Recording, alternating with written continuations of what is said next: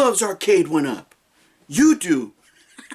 NX Gamer! Come on down, you're the next contestant on The Price is Right. No way, that's me! Hello there, Gen X Gamer. Hi, Bob. I love that sign. There, Gen X Gamer. Hi!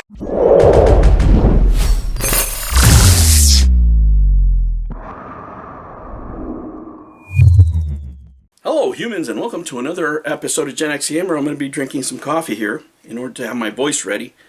This is like the third time I try to film this, probably even the fifth time I try to film this weekend, guys, but I've been having a lot of voice issues. Let's talk about Arcade One Up. Guys, I just checked. The website's still up, right? And I have to say, guys, I'm enjoying the content. I'm enjoying the content of all the creators, right? That's why I don't want Arcade One Up to go, right? Because I'd be missing all this content. I'm right. You're right. You don't have journalistic integrity. All this other crap. First of all, let me tell you guys, I'm not a journalist. And if you're looking for journalistic integrity from YouTubers, it's going to be a cold day in hell, right? Being a real journalist is a profession. That's not my profession. Never studied for it. I never did an internship at a proper news outlet or anything like that. And I bet you most YouTubers haven't, even the ones that call themselves journalists, right? That could be your hobby, right? But, most YouTubers are just talking smack, and that's okay, because it's entertaining. You don't have to be a journalist. We love the opinions, right? We love that fervor, that drama that they put into their stories. And I'm highly entertained, I'll tell you. But I don't want Arcade One Up to go, because then I would be missing on all this great content.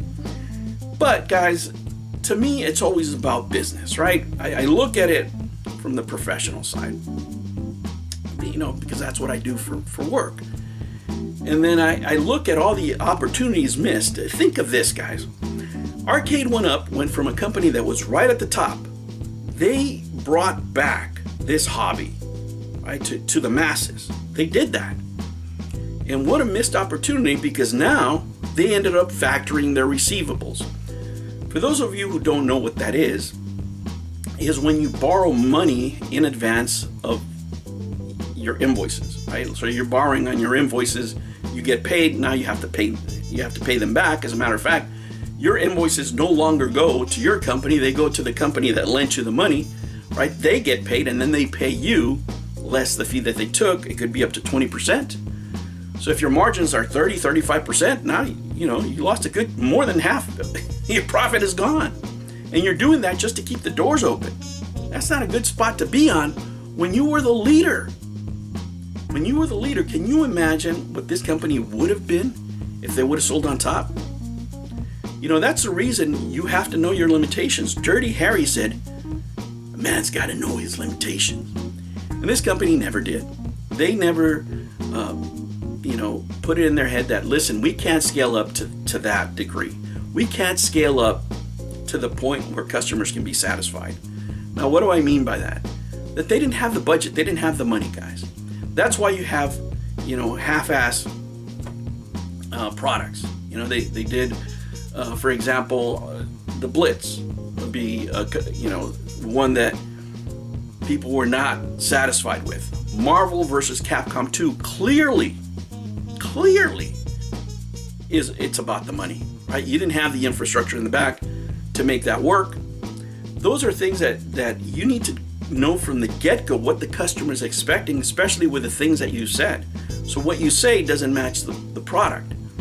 And I'll give you a good example of products that are fully funded, right, with a good business plan as opposed to one that isn't. The Chromatic, right? The rich guy made that Ultimate Game Boy. He did it with metal, top of the line. That's what he wanted. That's what he made.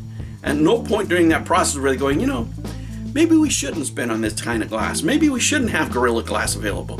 Maybe you don't want to make it top of the line because we need to, save nickels and dimes. And none of that was on that product. None of that was on there. They knew exactly what they wanted, and they put whatever resources that they needed in order to make that. These are not what these companies are doing. I'll give you another example. what is it, Iconic Arcade with their, was it WrestleFest, whatever. They couldn't afford to get all the wrestlers on there. They're, oh no, we couldn't get them. You can get anybody. You can get anybody as long as you pay them money, right? But if you're going to cheap out and not be upfront with your customers and you're trying to nickel and dime, especially on something that should be, as we say in the industry, your first release should be tits. Even if you didn't make all the money that you wanted, what you want is that reputation. What reputation does Basic Arcade have right now? Are they the best of the best in the business? Is that what you would say? Absolutely not. So instead of making 30, 35%, 40% when they first release it, that's what they wanted to make on the product. What if you only made 27%? But that machine was the best machine ever. And that's your first entry into the market. What is that worth? Right? There's some value there that you can't quantify in dollars at first, because you have to establish that reputation, that rapport with the customer. Right? And if that's the way you're going to do things, you want to pay a little more. That's the reason we pay, for example, for the PlayStation. PlayStation is all engineering. It really is. It's just a better quality product. When it comes to individual games, when it comes to the actual engineering of the machine, that's a lot of it. Right? That is a lot of it. That's why there's brand loyalty there. That was established over time, ever since the very first product. Who else has problems? Media went up. Okay? And I tell you guys, this as a person with decades of experience in manufacturing. This golden sample is absolute horseshit. Right? If you're doing your R&D on the golden sample, which is really your first article, you're cooked. You're absolutely cooked. By the time you get to production, all that stuff is done. You already have it made. Right? You do the R&D ahead of time. The only time the first article comes up is already when you're starting to produce and you're approving it. At that point, you can say, well, some molding didn't come out, yada, yada, yada. By the time you start production, guys, all your quality checks are already done. Right? By the time, something goes on the line, we already have a final blueprint. I already have a plan of inspection. I know how this is going to be inspected. I know what's acceptable, what's not acceptable before I even make the first one, because everything's already done in R&D. So that excuse is out of the water. Why does that happen? You don't have enough money. It's just that simple. You don't have enough money to put the R&D in the front end. You could give whatever excuse you want, but at the end of the day, that's what it is. But what if, let me give you this example, what if they had more forward thinking at Arcade One Up and they said, okay, we can make the Pac-Man, we can make the first, second generation machines, no problem. We can make the Tempest, we can even make a Centipede. But when it comes to Street Fighter, I think customers are going to expect a little more. When it comes to competitive, street fighting games, so the Mortal Kombats, we can make it playable, but I think our customers are going to expect a little bit extra. What do we need to do to get there? How can we make the best product possible and have the quality that we want and have the customers receive it well, to know that it's going to feel just like the arcade. It may not be the arcade, but it's going to give you that feeling. What's the closest we can get? Well, you're going to need more money, right? Because you're going to need the right price and you're going to need the right quality. Remember, there's three things in manufacturing. You have price, right? You have time, you have quality. You can only really have two at a time, right? If you're trying to rush. If you want quality, you got to give me time, right? Do you want price? You got to give me a lot of time. But the quality is going to go a little bit lower, because if you're just looking for the lowest price possible, then I can't give you the upgrades. If you want all three, it takes perfect planning and budget, guys. You can have all three, but you have to do all the R&D and you have to have the budget for it. Because it's not going to be the same, for example, if you order, say, 5,000. Say you ordered 5,000 Marvel vs. Capcom 2s, right? What is the price going to be at the factory for that? A certain price, and you have to do it on that. And since it's going to cost that much, and you got to pay for the license, you got to pay for this, the budget's got to come out of somewhere. It's going to be the quality. right? The qualities are not going to be as good because you can only order 5,000 at a time. If you had the foresight to say, look, we can't scale to this. At this point, we need a partner. That's when you see the companies go into the Shark Tank, for example, and say, hey, you know, I need this loan, I need this investment in order to get us to this next place. Here's my business plan. This is what we're doing so far. I only sell 1 million units right now, but I know I could sell 10 million if I could get to this, you know, quantity.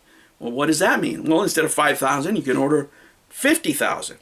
Now, the hardware is going to be a lot cheaper, right? Because at that point, the factory starts negotiating with you, because if you don't like their price, you can go, oh, wait a minute, let me see if I already have all the R&D done. I have all my blueprints. I could just hand this over to somebody out for bid, right? Can you make this? And they're going to get the best price possible because they can order 50,000 at a time. That's what the backing of a bigger company does. That's when I think, right, in my humble opinion, and of course, you know, looking back in time is easy, right? But that's when they should have said, hey, we can't scale to this. We can't scale to this machines. We can't scale to what customers are asking, because if we make it half-ass, we're going to get the reaction that we're having now, right? And what was the reaction of all the half-ass arcade machines that you got? It was terrible. It was terrible, right? That's when things start going downhill, when you don't have the budget. When you don't have the budget, these things start appearing. Now, what would have made sense to me back then, and I've always said it, I thought that they should have sold to GameStop. That would have been, and I don't know who the hell's running GameStop now. But it would be the best to be at GameStop. At GameStop, you would have all these machines on display. When you walked in the store, it's already all toys right now anyway. Right? You'd have the machines on display. And of course you'd say, well, what about the price? They're still $600. Maybe they're not $699, they're $600. Yeah, but when you go to GameStop, they have their own credit program.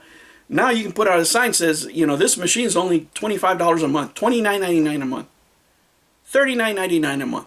Yeah, of course you're going to take 5 years to pay it, but $39.99 a month, you know, oh, you'll sell a bunch of those. People love buying stuff on credit. That's what Americans do. That's why they live paycheck to paycheck.